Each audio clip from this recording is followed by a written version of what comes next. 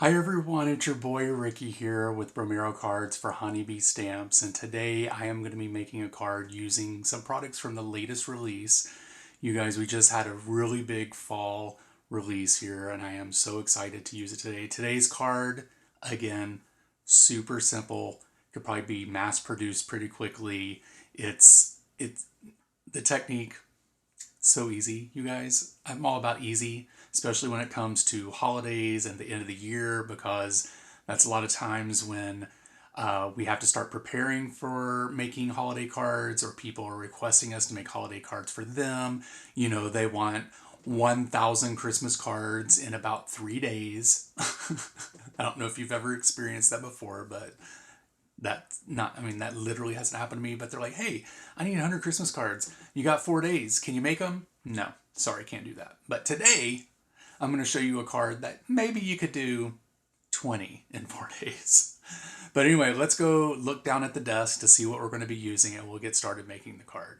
But before that, make sure that you subscribe to Honeybee's channel, you like this video, leave a comment down in the comment section because we love to chitty chat with you guys, and also click that bell so that you know another video is coming out. All right, let's go take a look. Okay, so we're going to be using all of these items today. We're going to be using some Distress Oxides, some clear embossing ink. I'm also going to be using this embossing ink from Wow because this is going to be a technique that I accidentally discovered when I was making this card. We're going to use some gold gold powder, embossing powder, brushes, glue. We're going to be using the Fall Flourish cover plate here. We're going to be using the Kind People stamp set, the matching die to that.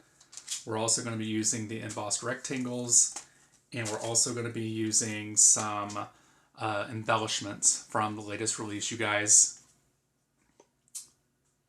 I have to say, every time that I pick this up, I have a happy dance. Like, I cannot help it. I am in love with these envelopes now. Ooh, I can't get enough of them. I ordered like 10 more because I know that I'm going to need them. So I might as well go ahead and hoard them. So that's what I've done. So if you go and order and there's no more there, it's because I have them. Anyway, let's go back down. We're going to be using the MISTI as well, along with some black and white cardstock.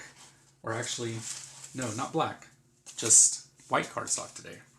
So, all right, so I'm going to clear my desk. We're going to go ahead and get started for the first part of the card.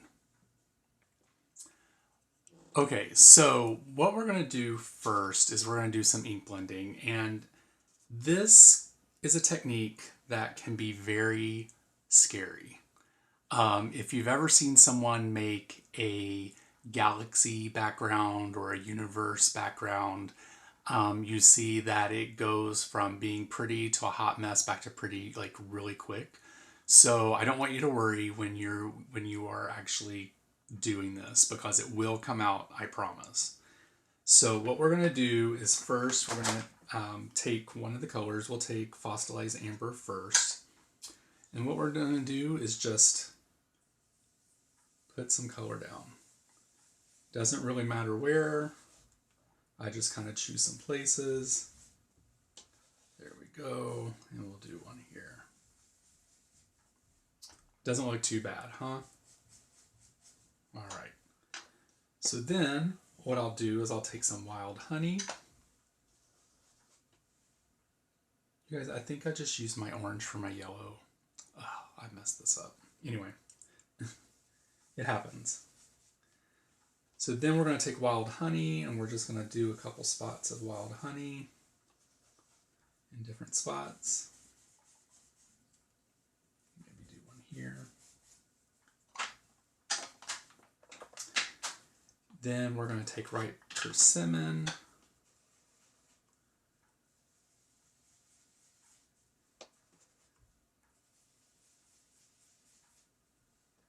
Just kind of like do like this bokeh effect, I guess that's what it's called in the photography world.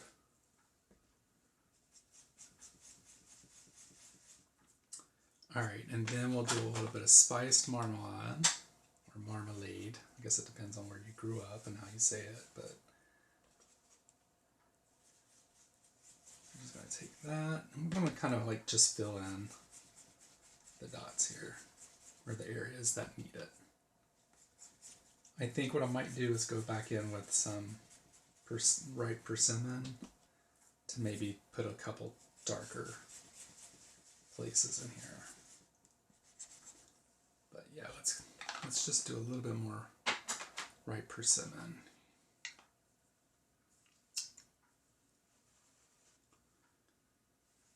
I don't want these to be darker. A little bigger.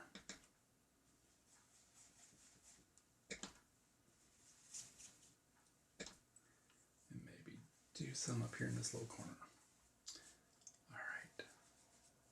All right, so this is what we have so far. It's looking great right now, I promise. We are going to wipe down this desk.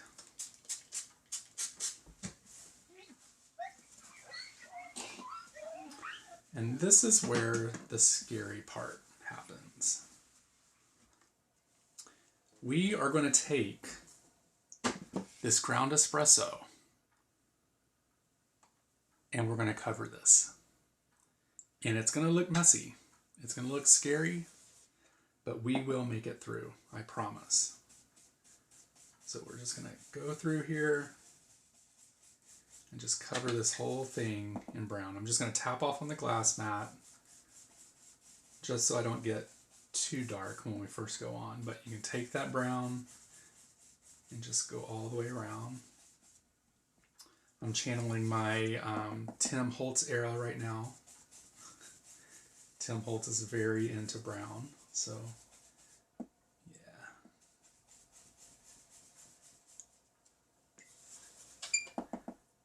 Tap, tap, tap, and then we're gonna... And as you can see, it's looking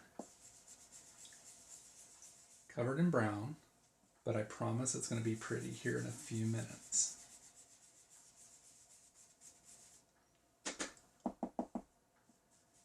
I kind of want the edges to be darker, so we'll just go around the edges. I did cut this paper to 4 by 5 1/4, so it has been cut down a little bit. And then we're just going to take the rest here and kind of just rub that on the top. All right, so let's clean our desk again.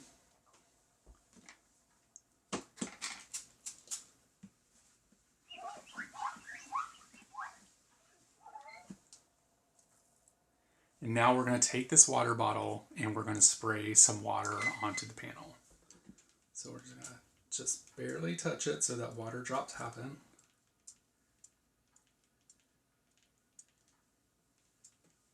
And like magically appears. We'll let it sit for a second and then tap off.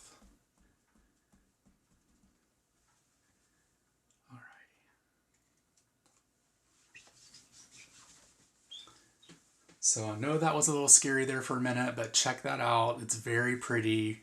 Definitely reminds me of fall. It's very, just makes me want a pumpkin spice latte, even though I don't even like them. But anyway, all right, let's go ahead and set this aside to dry and we'll get started with our next step. Okay, we're back now.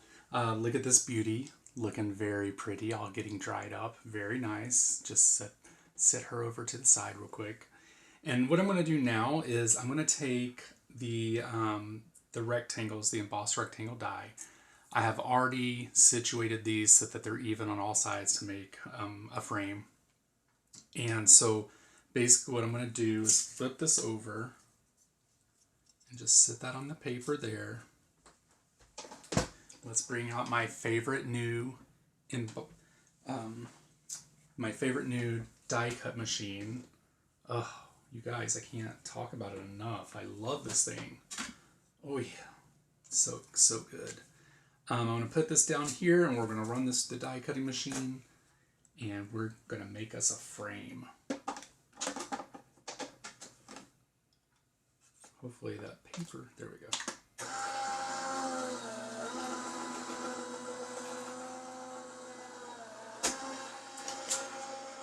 Let's just run it through one more time and make sure it gets nice and cut. There we go. All right, let's see what we got here. All right, perfect. So what I'll do is I'll go ahead and take this apart, and then I'll come back to the next step because I accidentally found out a pretty cool technique, and I'm pretty sure you guys are gonna like it too. So I'll be right back. Okay, so this is where I found a pretty cool technique that I was not expecting. It would be, you know, kind of like Bob Ross, happy little accidents kind of thing. So what I was trying to do is I wanted to take this frame and I wanted to cover it in gold embossing powder and make it look like a gold frame. But instead of using my embossing ink, I was like, you know what? I don't want to waste embossing ink on this by putting it down on paper and then getting a whole piece of paper like all inked up and it's not even going to be used. So I was like, you know what? I have this little roller embossing jar here from Wow. And I thought that I could just use that and kind of go along the sides. But in actuality, it did not cover the frame, but it made a really cool effect. So I want to show that to you guys. I just need to get my little fancy embossing mat here. And I want to make sure, okay. So what I did was I took the roller and I just kind of did this onto the frame. And I really didn't like do anything. I just kind of just rolled it and I was like, okay, fine, it's covered. You know, it's great. So then I took the embossing powder. We're just going to place this over here.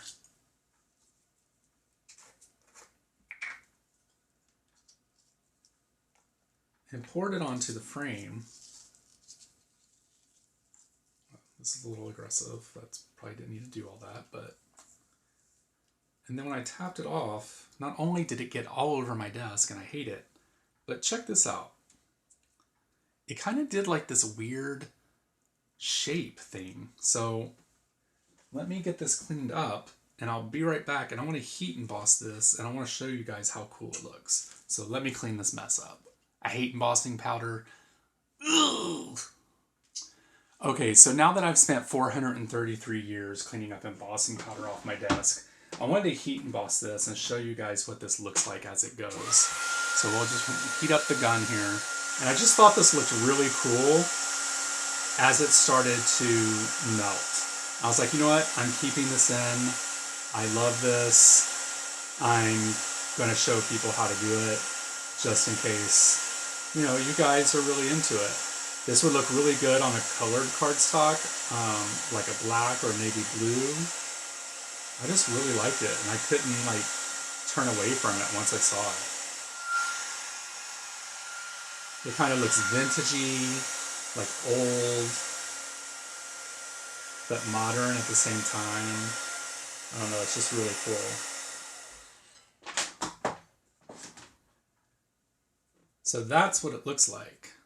And I think that looks like super cool, you guys. What do you guys think about that? Leave some comments down below and tell me what you think about this, because I think it's really neat. So, all right. Next thing we're going to do is we are going to heat emboss the sentiment. So I'm just going to pull this off. Just using the middle of the frame that we used. Pull over the MISTI. Put a piece of paper in here. Use our static resistant tool here. And we're going to get the sentiment, which is buried in my desk to the left here somewhere. Here we go.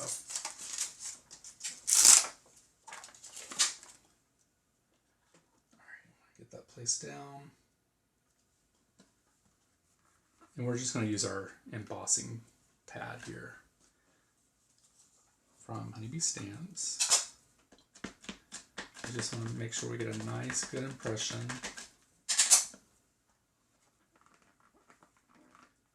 And I normally tell you guys to rub your stamp down before you use it, but I've already... Let's pull this off. set this aside. And then we're going to pull back our fancy embossing powder holder here. And then let's heat emboss this in gold.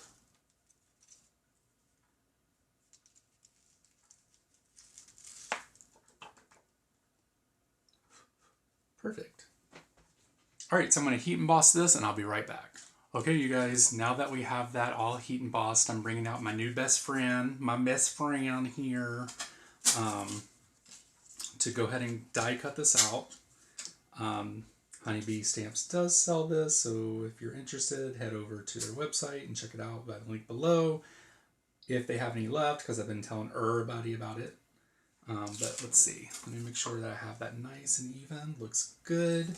All right, let's run this through.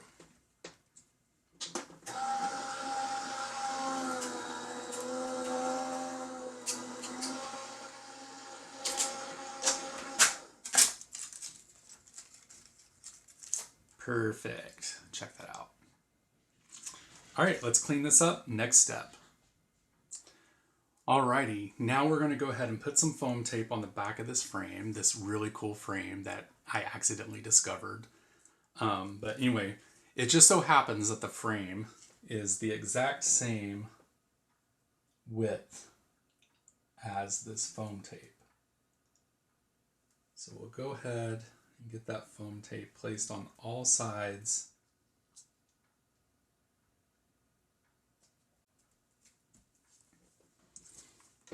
Alrighty. Now that we have that done, we're going to go ahead and get this glued down to, oh, you guys, one thing I forgot to do. One of the major important pieces of this card was using this die. So let's do this real quick. My bad. I'm going to run this through the die cutting machine real quick, and then I'll be right back. Okay, so I ran this through the die cutting machine, and it's just very subtle. You could just, there we go. You can see it there. It's a very subtle thing, but I think it's really cool. And so we're going to go ahead and get this glued down to the card base. And something I was just thinking about, which might be really cool for the next card I make, or, you know, if I recreate this card, probably what I would do is also some gold sparkle or gold splatter onto this. I think that might make it pretty nice. A couple flicks of that. Okay.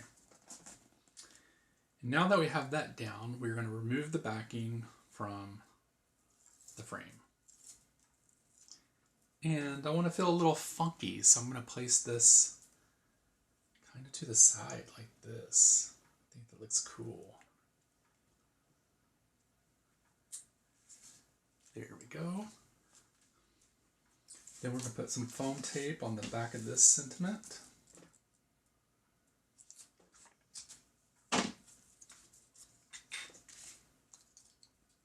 We're going to place that.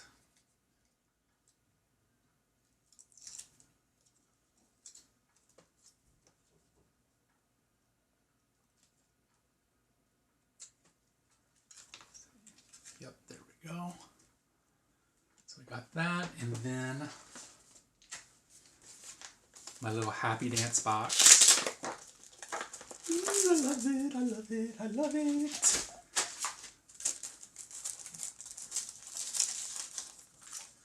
Then we're going to take some of these jewels and place these along the card.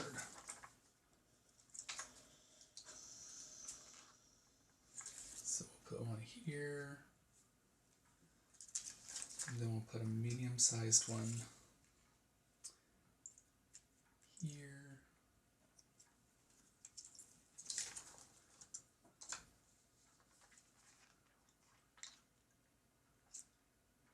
Another medium-sized.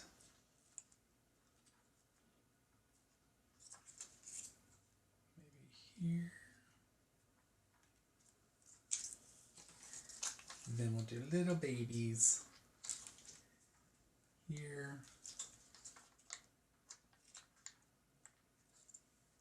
And a little baby here. There we go.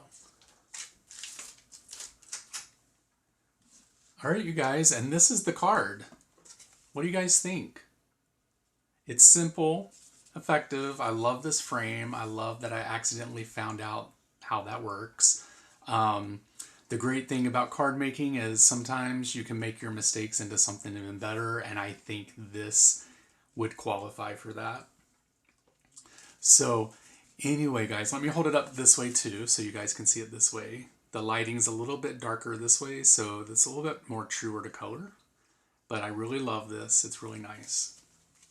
So thank you guys so much for watching this video. I truly appreciate it, and Honeybee Stamps does too. Make sure that you head over to their store and check out all the products from their latest release. Also check them out over on Facebook and Instagram. They have all kinds of things going on over there too. And then you can also check me out over on Facebook, Instagram, and YouTube by searching for Bromero Cards. So thank you guys very much. I really appreciate your support. Honeybee Stamps appreciate your support. And you guys have a great week. I'll talk to you later. Bye.